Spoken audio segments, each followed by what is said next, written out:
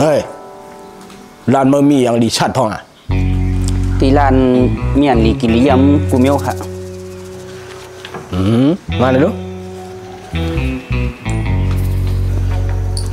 ลัดดีฮ่ามั่มหรือมาลาดีดอกเขาถามว่าร้านเมื่อเนี่ยมีอย่างดีชัดพ่องมั่มดิชัดทางอ่ะมาเลยลูกละชัดฮ่าเมื่อว่าชัดต่อผาขยังมันไหน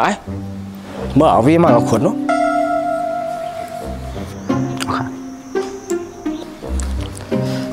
อ๋อกำมาขึ้นกำมือกลุ่มนู้นมาแล้วกลุ่ม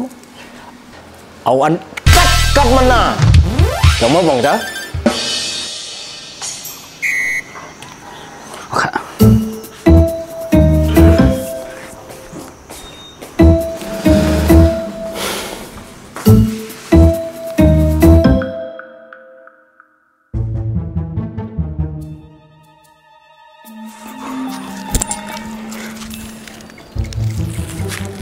ใช้น้ำเคียงให้อิด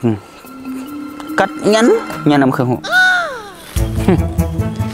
ไม่ได้เป็นลูกไข่ลานไผ่ลูกกระเลมากกับหูแก่ตีหูวันลืมชุดของมันมาหัวเรา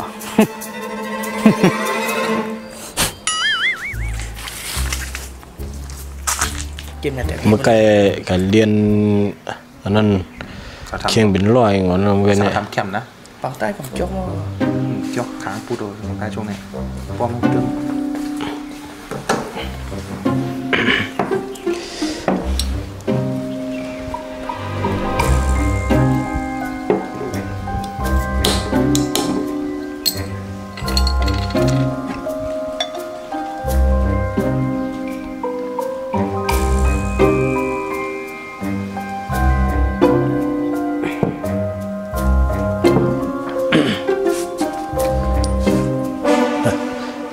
เมื่อเป็นวันที่เรานะข้าเป็นก้นลายขาฮะเมื่อช่ำลาดเขาเตรียมไก่ว่าเมื่อเป็นก้นลายขาเขาก็เป็นก้นลายขานี่กุนวันเดียวนะเฮ้ยกินนี่กินกว้างเลย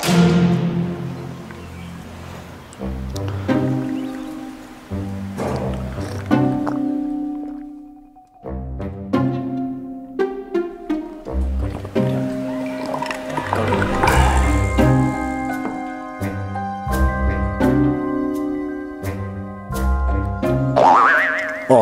เมื่ออยู่ไร่ค้านี่เมื่ออยู่วันปอกเหลือไงหงนองลุงฮะหงนองลุง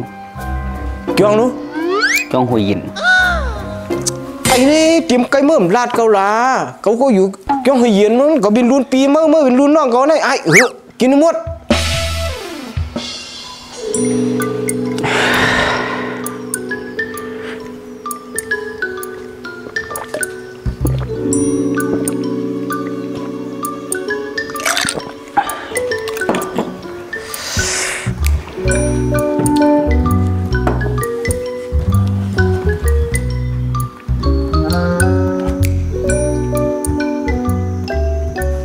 มีอโลกว่าต้องนอกกำวีนี่ก็กำตั้งในกินนี่มากินกำมาเขวันนั้นนะเอาดีกว่าวันนั้นนะไป